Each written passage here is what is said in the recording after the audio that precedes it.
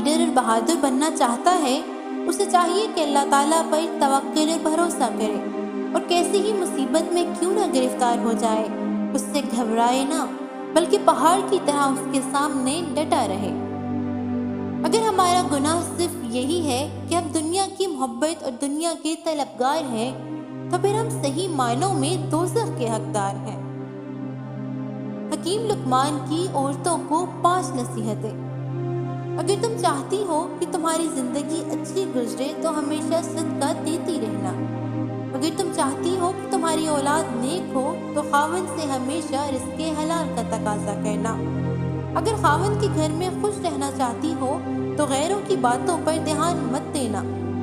اگر تم چاہتی ہو کہ تمہارا خاوند تم سے خوش رہے تو ہمیشہ صاف ستھری رہنا۔ اگر تم چاہتی ہو کہ تمہارا گھر سب سے اچھا ہو تو اپنے بچوں کی تربیت اچھی کرنا۔ حکیم لقمان نے اپنے بیٹے کو نصیحت کرتے ہوئے فرمایا کہ جب لوگ اپنی خوبصورت گفتگو پر باہم فخر کریں تو تم اپنی خاموشی پر فخر کرنا، کیونکہ ہر صبح و شام زبان دیگر آزاد سے پوچھتی ہے کہ تم کیسے ہو، تو آزاد جواب دیتے ہیں کہ اگر تو ہمیں چھوڑ دے تو ہم خیر سے ہیں۔ حکیم لقمان نے اپنے بیٹے کو نصیحت کرتے ہوئے کہا کہ اے میرے بیٹے، معافی مانگنے کے لیے اپنی زبان کا استعمال کرو، بے شک اللہ تعالیٰ کے پاس کچھ ایسی گھڑیاں ہیں جن میں وہ مانگنے والے کو خالی ہاتھ نہیں لوٹاتا۔ شریف انسان وہ ہے جو اللہ تعالیٰ کے خوف سے گناہ کرنے سے باز رہے اور اللہ تعالیٰ کی رضا و خوشنودی کے لیے نیکی کے ہر کام میں سب سے پہلے قدم بڑھائے۔ جو انسان اپنے آپ کو دوسروں سے کمتر سمجھتا ہو تو جان لو کہ وہ اللہ تعالیٰ کا بہت بڑا ولی ہے۔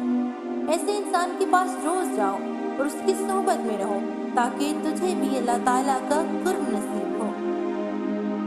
جب تمہیں یقین ہو جائے کہ میں اپنے اہل و عیال کی ذمہ داری اٹھا سکتا ہوں تو فوراً شادی کر لو، فائدے میں رہو گے۔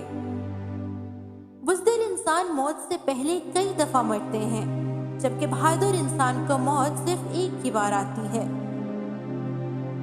بہت سے لوگوں کی سنیں مگر بات صرف چند لوگوں سے کریں۔ ہم خوابوں کی طرح ہیں اور ہماری چھوٹی سی زندگی نیند سے بھری ہوئی ہے۔ جیسے ایک چھوٹی موم بتی اپنی شعاؤں کو دور پھینکتی ہے، ویسے ہی گناہوں سے بھری دنیا میں ایک نیک کام بھی چمکتا رہتا ہے۔